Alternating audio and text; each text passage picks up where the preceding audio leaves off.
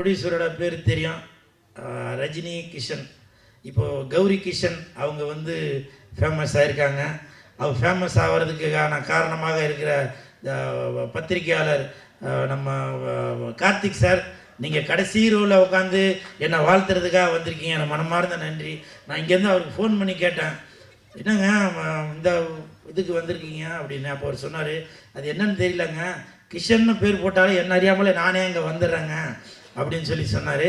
அப்போ நான் தயாரிப்பாளர்கிட்ட கேட்டேன், சார் ரஜினி கிஷன் கௌரி கிஷன் நீங்கள் ரெண்டு பேரும் அண்ணன் தங்கச்சி அந்த மாதிரி எதுவும் அப்படின்னு கேட்டேன்.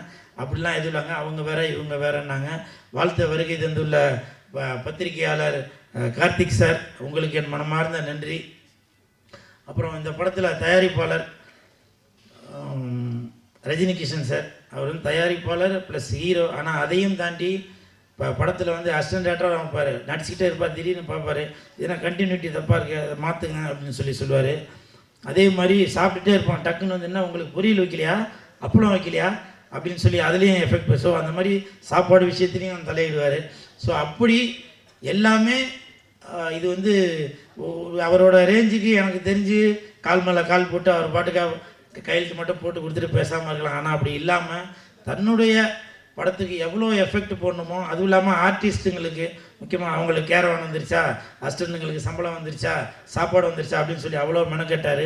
அதாவது ஒரு நடிகனாக மட்டும் இல்லாமல் சக நண்பராகவும் இருந்து ஒத்துழைப்பு கொடுத்தீங்க. என் மனமார்ந்த நன்றிகளை தெரிவித்துக் கொள்கிறேன்.